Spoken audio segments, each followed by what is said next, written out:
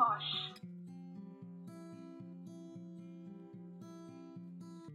ಈ ವಿಡಿಯೋ ಮೂಲಕ ನಾವು ಕಲಿಯಲಿದ್ದೇವೆ ಪೋಶ್ ಆಕ್ಟ್, ಕೆಲಸದ ಸ್ಥಳದಲ್ಲಿ ಲೈಂಗಿಕ ಕಿರುಕುಲ, ಪೋಶ್ನ ಉದ್ದೇಶ, ಪೋಶ್ ಹೇಗೆ ಸಹಾಯ ಮಾಡುತ್ತದೆ.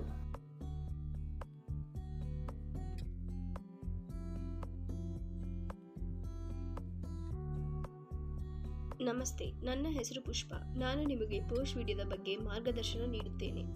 ಮೊದಲು ಪೋಶ್ ಏನು ಎಂದು ಅರ್ಥ ಮಾಡಿಕೊಳ್ಳೋಣ. ಭಾರತ ಸರ್ಕಾರವು ಕೆಲಸದ ಸ್ಥಳದಲ್ಲಿ ಮಹಿಳೆಯರ ಲೈಂಗಿಕ ಕಿರುಕುಲ ತಡೆಗಟ್ಟುವ ಕಾಯ್ದೆ ರೂಪಿಸಿದೆ.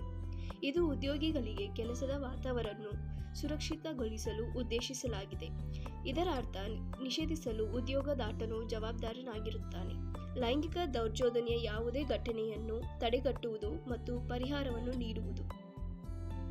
ಲೈಂಗಿಕ ದುರ್ಘಟನೆಯ ಉದಾಹರಣೆಗಳು: ಅನುಚಿತ ಸ್ಪರ್ಶ, ಪೋರ್ನೋಗ್ರಫಿಯನ್ನು ಹಂಚಿಕೊಳ್ಳುವುದು ಅಥವಾ ತೋರಿಸುವುದು, ಲೈಂಗಿಕ ಬಣ್ಣದ ಟಿಕ್ಕೆಗಳು, ಲೈಂಗಿಕ ಅನುಕೂಲಕ್ಕಾಗಿ ಕೇಳುವುದು. ನಿಜ ಜೀವನದ ಸನ್ನಿವೇಶಗಳ ಮೂಲಕ ಲೈಂಗಿಕ ಕಿರುಕುಲ ಏನೆಂದು ಅರ್ಥ ಮಾಡಿಕೊಳ್ಳೋಣ. ನಮ್ಮ ಏರಿಯಾ ಫೆಸಿಲಿಟೇಟರ್ ಶಾಂತ ನಮ್ಮ ಫೀಲ್ಡ್ ಕೋಆರ್ಡಿನೇಟರ್ ಅನ್ನು ಭೇಟಿಯಾಗಿದ್ದಾರೆ. ನಮ್ಮ ಎಫ್ಸಿಯನ್ನು ತನ್ನ ವಾಹನದಲ್ಲಿ ಬೇರೆ ಹಳ್ಳಿಯ ಶಾಲೆಗೆ ಕರೆದುಕೊಂಡು ಹೋಗುತ್ತಿದ್ದರು. ವಾಹನದಲ್ಲಿ ಇರುವಾಗ ನಮ್ಮ ಕೋಆರ್ಡಿನೇಟರ್ ಶಾಂತ ಅವರು ಸ್ಪರ್ಶಿಸಲು ಪ್ರಾರಂಭಿಸುತ್ತಾರೆ. ಶಾಂತ ಅನುಕೂಲವನ್ನು ಅನುಭವಿಸುತ್ತಾಳೆ ಮತ್ತು ಅದನ್ನು ನಿಲ್ಲಿಸಲು ಕೇಳಿಕೊಳ್ಳುತ್ತಾರೆ. ಆದರೆ ಪುನರಾವರ್ತಿತ ಎಚ್ಚರಿಕೆಯ ನಂತರವೂ ಕೋಆರ್ಡಿನೇಟರ್ ಎಎಫ್ ಅನ್ನು ಸ್ಪರ್ಶಿಸುವುದನ್ನು ಮುಂದುವರಿಸುತ್ತಾನೆ. ಇದು ಕೆಲಸದ ಸ್ಥಳದಲ್ಲಿ ಲೈಂಗಿಕ ಕಿರುಕುಲದ ಪ್ರಕಾರವಾಗಿದೆ. ನಾವು ಇನ್ನೊಂದು ಉದಾಹರಣೆಯನ್ನು ತೆಗೆದುಕೊಳ್ಳೋಣ. ಎಎಫ್ ಮತ್ತು ವಿಸಿ ಜೊತೆಗೆ ಪ್ರೇಮ ಟೀಮ್ ಕಾಲ್ಗೆ ಸೇರಿಕೊಂಡಿದ್ದಾರೆ. ಕರೆಯಲ್ಲಿ ಇರುವಾಗ ವಿಜಯ ಕೊಳಕು ಜೋಕ್ಸ್ ಹೇಳುತ್ತಿದ್ದಾರೆ. ಇದು ಪ್ರೇಮಗೆ ತುಂಬಾ ಅನುಕೂಲವಾಯಿತು. ಅವಳು ಆ ತಮಾಷೆಯ ಬಗ್ಗೆ ತನ್ನ ಭಾವನೆಯನ್ನು ವಿಜಯಗೆ ತ್ವರಿತವಾಗಿ ವ್ಯಕ್ತಪಡಿಸಿದ್ದಳು. ವಿಜಯ ಕ್ಷಮೆ ಯಾಚಿಸುತ್ತಾಳೆ, ತಾನು ಅದನ್ನು ಎಂದಿಗೂ ಪುನರಾವರ್ತಿಸುವುದಿಲ್ಲ ಎಂದು. ಇದು ಲೈಂಗಿಕ ಕಿರುಕುಲ ಎಂದು ಪರಿಗಣಿಸುತ್ತದೆಯೇ? ಇದಕ್ಕೆ ಉತ್ತರ ತಪ್ಪು. ಇದು ಸೂಕ್ತವಲ್ಲದ ಮತ್ತು ವೃತ್ತಿಪರವಲ್ಲದಿದ್ದರೂ ಸಹ ಇದು ಆಗಾಗ್ಗೆ ಅಥವಾ ತೀವ್ರವಾಗಿರದ ಕಾರಣ ಇದು ಲೈಂಗಿಕ ಕಿರುಕುಲದ ಪ್ರಕಾರವಲ್ಲ. ಆದಾಗ್ಯೂ ಪುನರಾವರ್ತಿತ ಎಚ್ಚರಿಕೆಯ ನಂತರವೂ ವಿಜಯ ಕರೆಗಳಲ್ಲಿ ಕೊಳಕು ಜೋಕ್ ಹೇಳುವುದನ್ನು ಮುಂದುವರಿಸಿದರೆ ಅದು ಲೈಂಗಿಕ ಕಿರುಕುಲ ಎಂದು ಪರಿಗಣಿಸಲಾಗುತ್ತದೆ. ಮತ್ತೊಂದು ಪ್ರಮುಖ ಸನ್ನಿವೇಶ. ಭೂಮಿಕಾ ನಮ್ಮ ವಿಸಿ ಕಾರ್ಯಕ್ರಮವನ್ನು ನಡೆಸುತ್ತಿದ್ದಾರೆ. ಗಿಡಗಳನ್ನು ಕೊಡಲು ಮಾರಾಟಗಾರನು ಗ್ರಾಮಕ್ಕೆ ಬಂದಿದ್ದಾರೆ. ಭೂಮಿಕಾ ನಂತರ ಮಾರಾಟಗಾರನು ಸಂಪರ್ಕಿಸಿ ಲೈಂಗಿಕ ಟೀಕೆಗಳನ್ನು ರವಾನಿಸುತ್ತಾಳೆ. ಎಎಫ್ ಶಾಂತ ಇದನ್ನು ಕಂಡ ಸಾಕ್ಷಿಯಾಗಿದ್ದಾಳೆ.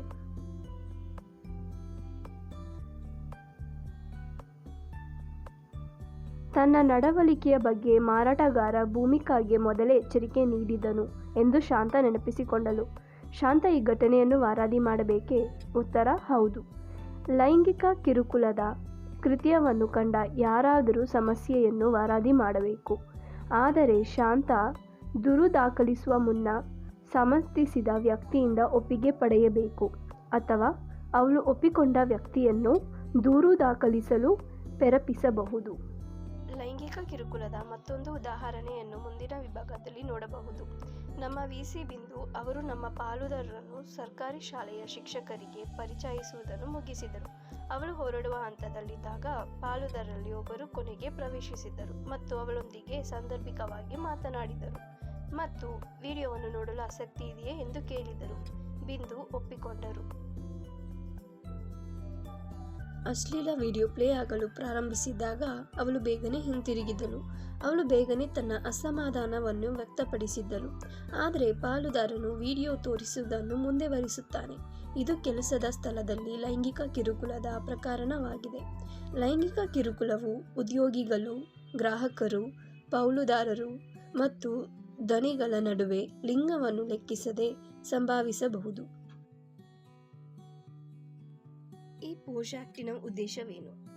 ಈ ಪೋಶ್ ಆಕ್ಟ್ ತಕ್ಷಣದ ಉದ್ಯೋಗಿಗಳಿಗೆ ಮಾತ್ರವಲ್ಲದೆ ಮೂರನೇ ವ್ಯಕ್ತಿಯಾದ ಗುತ್ತಿಗೆದಾರರು ಮತ್ತು ಮಾರಾಟಗಾರರಿಗೆ ಸಹ ವಿಸ್ತರಿಸುತ್ತದೆ. ಕಿರುಕುಲದ ಅರ್ಥವೇನು? ಕಿರುಕುಳ ನೀಡುವವನು ಇನ್ನೊಬ್ಬ ವ್ಯಕ್ತಿಯನ್ನು ಬೆದರಿಸುವ ಅಥವಾ ತೊಂದರೆ ಕೊಡುವವನು. ಕಿರುಕುಳ ನೀಡುವವರು ನಿಮ್ಮ ಉದ್ಯೋಗದ ಭಾಗವಾಗಿ ನೀವು ಕೆಲಸ ಮಾಡುವ ಅಥವಾ ಒಪ್ಪಂದ ಮಾಡಿಕೊಂಡಿರುವ ಯಾರಾದರೂ ಆಗಿರಬಹುದು. ನೊಂದ ವ್ಯಕ್ತಿ ಯಾರು? ಕೆಲಸ ಸ್ಥಳದಲ್ಲಿ ಉದ್ದೇಶಪೂರ್ವಕ ಅಥವಾ ಉದ್ದೇಶಪೂರ್ವಕವಲ್ಲದೆ ಲೈಂಗಿಕ ಕಿರುಕುಳದಿಂದ ಬಾಧಿತನಾದ ವ್ಯಕ್ತಿಯು ನೊಂದ ವ್ಯಕ್ತಿ. ಅದರ ಉದ್ದೇಶವು ಮುಖ್ಯವಲ್ಲ, ಅದರ ಪರಿಣಾಮವು ಎಣಿಕೆ ಮಾಡುತ್ತದೆ. ಪೋಷ್ ಹೇಗೆ ಸಹಾಯ ಮಾಡುತ್ತದೆ?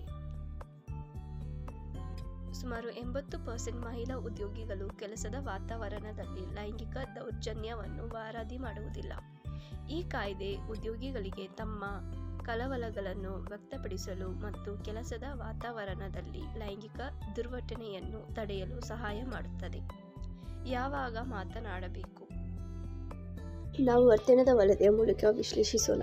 ಅಸಮಾಧಾನ ವ್ಯಕ್ತಪಡಿಸಿದ ನಂತರ ದುಷ್ಕೃತ್ಯವನ್ನು ಪುನರಾವರ್ತಿಸಿದರೆ ವ್ಯಕ್ತಿಯು ಹಸಿರು ನಡವಳಿಕೆಯ ವಲಯದಲ್ಲಿ ಇದ್ದಾನೆ ಎಂದರ್ಥ. ಪುನರಾವರ್ತಿತ ಎಚ್ಚರಿಕೆಗಳ ನಂತರ ಅದು ಮುಂದುವರಿದರೆ ಅವನು ತೀವ್ರತೆಯ ಕಾಯ್ದೆ ಆಧಾರದ ಮೇಲೆ ಕೆಂಪು ವಲಯದ ಅಥವಾ ಹಳದಿ ವಲಯದಲ್ಲಿ ಇರುತ್ತಾನೆ. ಕೆಂಪು ಮತ್ತು ಹಳದಿ ವಲಯದ ಎಲ್ಲ ಪ್ರಕರಣಗಳನ್ನು ವರದಿ ಮಾಡಬೇಕು. ಲೈಂಗಿಕ ಕಿರುಕುಳವನ್ನು ತಡೆಗಟ್ಟುವುದು ಮತ್ತು ನಿಷೇಧಿಸುವುದು ಮತ್ತು ಕೆಲಸದ ಸ್ಥಳವನ್ನು ಸುರಕ್ಷಿತ ವಾತಾವರಣವಾಗಿ ಮಾಡುವುದು ಬಹಳ ಮುಖ್ಯ. ನಾವು ಜಾಗೃತಿ ಮತ್ತು ಸೂಕ್ಷ್ಮವಾಗಿ ಇರೋಣ. ಲೈಂಗಿಕ ಕಿರುಕುಳ ಪ್ರಕಾರಗಳನ್ನು ತಡೆಗಟ್ಟಲು ಅಥವಾ ದೂರು ಮಾಡಲು ನೀವು ವಾಟ್ಸಪ್ನಲ್ಲಿ ಕೈ ಬರೆದ ದೂರಿನ ಚಿತ್ರವನ್ನು ಹಂಚಿಕೊಳ್ಳಬಹುದು. ಅಥವಾ ನೀವು ಅವರಿಗೆ ಈ ಕೆಳಗಿನ ಮೇಲ್ಗೆ ಇಮೇಲ್ ಕಳಿಸಬಹುದು. ಅಥವಾ ನೀವು ಕೆಳಗೆ ಇರುವ ಸಂಖ್ಯೆಗಳಿಗೂ ಕರೆ ಮಾಡಬಹುದು. ನೊಂದ ಉದ್ಯೋಗಿಯು ಘಟನೆಯ ಸಮಯದಿಂದ 90 ದಿನಗಳಲ್ಲಿ ದೂರು ನೀಡಬಹುದು. ಘಟನೆಯ ಸಾರಣಿಯ ಸಂದರ್ಭದಲ್ಲಿ ಕೊನೆಯ ಘಟನೆಯದಿಂದ 90 ದಿನಗಳಲ್ಲಿ ದೂರು ಮಾಡಬೇಕು. ಆಂತರಿಕ ಸಮಿತಿಯ ಸದಸ್ಯರು ದೂರುಗಳನ್ನು ಪರಿಶೀಲಿಸುತ್ತಾರೆ ಮತ್ತು ಎಚ್ಚರಿಕೆಯಿಂದ ವಿಶ್ಲೇಷಿಸಿದ ನಂತರ ನ್ಯಾಯಯುತ ನಿರ್ಧಾರವನ್ನು ತೆಗೆದುಕೊಳ್ಳುತ್ತಾರೆ. ನೊಂದ ವ್ಯಕ್ತಿಯ ಗುರುತನ್ನು ಬಹಿರಂಗಪಡಿಸುವುದಿಲ್ಲ. ಸಮಿತಿಯು 30 ದಿನಗಳಲ್ಲಿ ಪ್ರಕ್ರಿಯೆಯನ್ನು ಪುನರುಗೊಳಿಸುತ್ತದೆ. ಆಂತರಿಕ ಸಮಿತಿಯ ತನಿಖೆಯ ನಂತರ ವ್ಯಕ್ತಿಯು ತಪ್ಪಿಸಿದನೆಂದು ಕಂಡುಬಂದರೆ ಕೆಲಸದಿಂದ ವಜಾಗೊಳಿಸುವುದು, ಪ್ರಮೋಷನ್ ಹಿಡಿದುಕೊಳ್ಳುವುದು ಇತ್ಯಾದಿ ಸೂಕ್ತ ಕ್ರಮಗಳನ್ನು ತೆಗೆದುಕೊಳ್ಳುತ್ತದೆ. ಈ ಪೋಷ್ ಆಕ್ಟ್ ಅನ್ನು ವೈಯಕ್ತಿಕ ಪ್ರತೀಕಾರದ ಜಾಗವಾಗಿ ಬಳಸಿಕೊಳ್ಳಬಾರದು. ಯಾವುದೇ ಆಂತರಿಕ ಸಮಿತಿಯ ಸದಸ್ಯರೊಂದಿಗೆ ಸಂಪರ್ಕ ಸಾಧಿಸಲು ಇಲ್ಲಿ ಇರುವ ಮಾಹಿತಿ ಬಳಸಿ.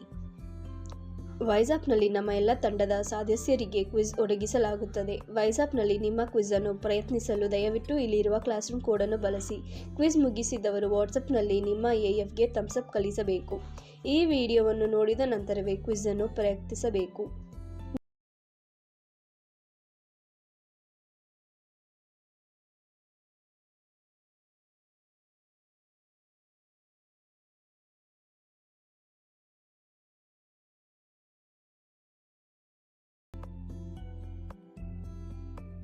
ನಿಮಗೆ ಕ್ವಿಜ್ ತಮಿಳು ಮತ್ತು ಕನ್ನಡದಲ್ಲಿ ಲಭ್ಯವಿರುತ್ತವೆ. ನೀವು ಮೊದಲನೇ ಸಾರಿ ಕ್ವಿಜ್ ಅಲ್ಲಿ ವಿಫಲರಾಗಿದ್ದರೆ ಎರಡನೇ ಕ್ವಿಜ್ ಅನ್ನು ಪ್ರಯತ್ನಿಸಬೇಕು.